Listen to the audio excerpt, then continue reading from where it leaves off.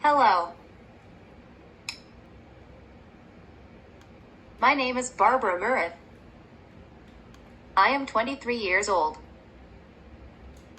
I am getting my master's in special education. I work at Downingtown Middle School as a program aide in a life skills classroom.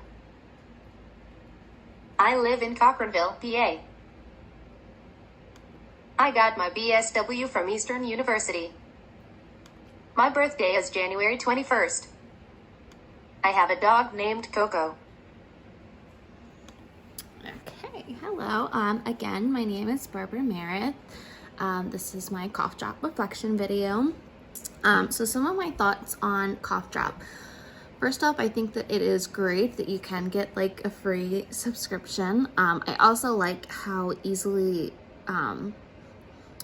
how you can have it anywhere. You can have it on your computer, you can have it on your phone, on your iPad or your tablet. I think that really makes it great for both adults and students that have different speech difficulties, that they can have it both at school and at home and anywhere on the go. If you quickly can pull it up on an app on your phone. I downloaded it on my phone, so I'm kind of twinkling around with it a little bit more so I don't have to carry my computer around. My opinion on the ease of communicating with it, at first I thought it was a little bit challenging, like starting from a new board. It is, I work, again, like I said before, I work in a life skills classroom for Downingtown Middle School, and 6 out of 7 students in there have an AAC device that we work with, because all 6 of them are nonverbal, and this is their way of communicating. 2 or 3 of them know some sign language words, but this is their main line of communication, and they came with it already programmed and ready to use. And I actually knew some of the students from previous years of working as a one-on-one aide at Downingtown. I apologize for my dog. So I was able to like kind of navigate through their system already, but actually starting a new board from fresh is a little challenging, knowing what buttons am I going to use the most, how can I make it personal to me, with my needs versus somebody else's needs. What's the easiest way that I can navigate through some of the buttons. I found it a little challenging at first to, like, within one button adding another one. So under like personal, I added my name, where I work, and things like that. And under greetings, specific ones like hello, how are you. But I found it a lot easier once I kind of used one of their Common Core boards and kind of just personalized it for myself. I found that a lot easier. So I thought that it was really great that they have that available, that you can kind of, instead of just starting fresh on your own, you can kind of use some of the main ones that you would use, but then personalize it for yourself. They do have the editing button, which I think is really great, how it's not just something that's automatically done and put together for you.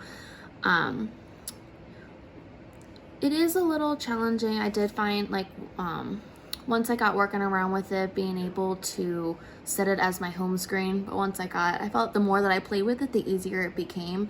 But I did think of it as part of the next question of, like, the thoughts on, like, challenging, the challenges that students have that have an AAC device might use. Being able to start it from your own. I mean, I had challenges as myself, and I'm able to verbalize that. You know, some students that are trying to work it in their manner of personalizing it for themselves, you know, they might want a different communication board, or they might want certain buttons to be easier for them. So having that challenge of kind of that startup and being able to easily navigate it yourself and create full sentences instead of, you know, just having those one worded phrases can be a bit of a challenge, I think, that they might come up with. And another thing, and I know that it was mentioned also in the videos and readings that we talked about for this class, the challenges of a school providing an AAC device or any sort of communication device through the school, but then unable to take it home. I think that is a huge thing, and you're right, Dr. Hicks, I do think that it is completely dumb that, you know, you provide this communication for the 7.5, 8 hours a day that they're at school, and then all of a sudden they lose their voice when they go home. So I think that is a huge challenge that happens with our kids, and I've seen it more frequently than I would like to. I think another challenge that students who use AAC devices communicate might face is if you have different, like, I know one of our students, she's nonverbal and she has really high anxiety. And when she gets really frustrated or has a panic attack, just putting the device in front of her saying, oh, what do you need to say, sometimes can be a bit frustrating. So it'll end up getting thrown. So I feel like sometimes in the heat of a moment during an emotional outburst or physical outburst of behavior, that these devices sometimes don't say the words that we really want to say, or being able to communicate, or if you can't buy the button quick enough or you press the wrong button, it adds to it. So I feel like that's another challenge that I've seen some of the students that have AC devices have. And also the accessibility to carry it around with them.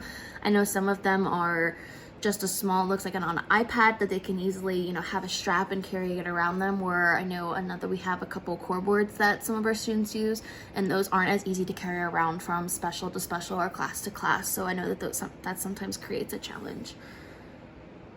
So that's kind of my beginning thoughts on Cough Drop. Again, I feel like the more that I kind of tinker around with it here on my computer versus my phone, it's coming a little bit easier, but it is definitely a challenge, and it definitely made me think about, you know, how parents or students feel when it comes to not being able to communicate, but only being able to communicate during like using this device. And I feel like it can be challenging, but I also think that it can be rewarding. I read in a little bit of the Out of Water book, and how, you know, she has a photographic memory but is unable to explain it to anybody. So I think that that is also another challenge that our students have, where, you know, they're able to communicate in their mind, or they're able to think so much more than what they're able to communicate on these devices, no matter how many buttons you add. So I think it'll be really interesting. I'm looking forward to this class a lot, more about it, because I know a lot of, like I said, a lot of students in my classroom use it. So being able to start where they started and move through with it, I think is going to be a really interesting and exciting thing. So I'm looking forward to it. Looking forward to digging deeper into this Cough Drop app, and being able to become more fluent in communicating through it, and hopefully make those challenges that our students have a little bit easier, for if I have an understanding of how to use it a little bit more efficiently in that way. So I'm looking forward to watching some of your videos and finding out more. Thanks.